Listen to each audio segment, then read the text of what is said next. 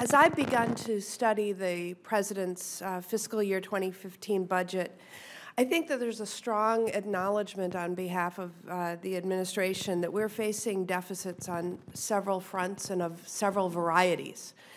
While we are making our way to stabilizing our fiscal deficit, we are also facing an infrastructure deficit, an education and workforce development deficit, and a research and innovation deficit. And addressing these other deficits will help us out of our fiscal deficit because it sets the foundation, in my opinion, for long-term economic growth. And for this reason, I am encouraged by the Opportunity, Growth, and Security Initiative in the President's budget, which I think makes the very investments that we need in order to move our economy forward. I do want to actually focus on a couple of issues that are important to me as a senator from the state of Wisconsin, some of which we've communicated about in the past. On the positive side, Director Burwell, as you know, I wrote to you last year, late last year, requesting that the President's budget include a new plan to address the chronic problems of siphoning off funding that is intended for forest management and for fire prevention activities, and instead using them for wildfire suppression. I'm encouraged that the President's budget treats our biggest fires as the true disasters that they really are by separating them out from the rest of the Forest Service management budget. And I think this is a good first step, and I look forward to continuing a dialogue on this issue. It has particular relevance to the state of Wisconsin and our northern forested area. On a different note, I also want to make a comment of an issue that I was in communication with the administration about as this budget was developed, and that relates to a specific naval acquisition, the Littoral Combat Ship.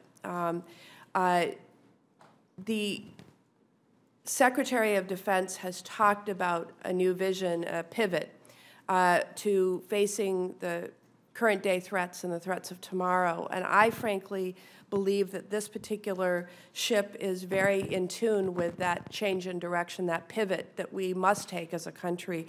And while I have more overall supportiveness of the direction, I believe the proposal to truncate the purchase of littoral combat ships is short-sighted, especially given the direction of this administration.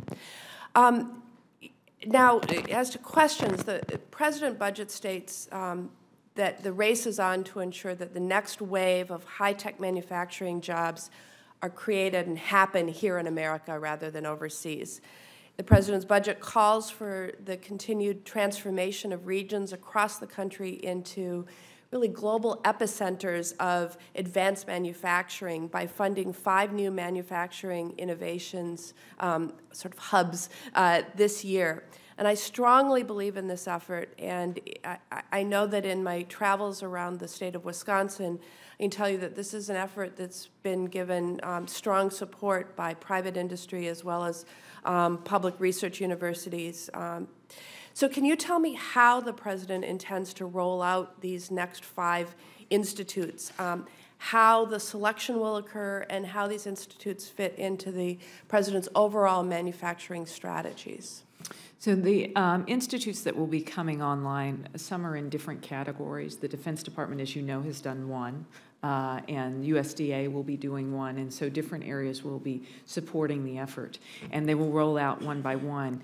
In the President's budget, the proposal, and you mentioned the Opportunity, Growth, and Security Initiative, that is where we would actually expand the number so that you could try and do 45 of these throughout the period of the next 10 years.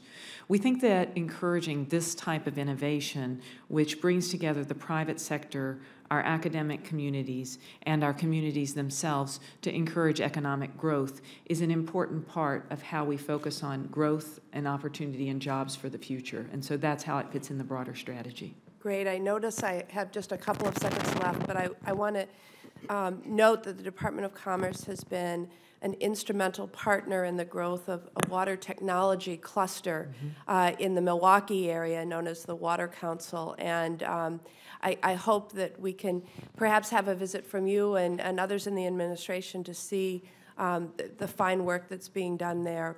I'm going to be submitting some additional questions for the record as my time has expired. Absolutely.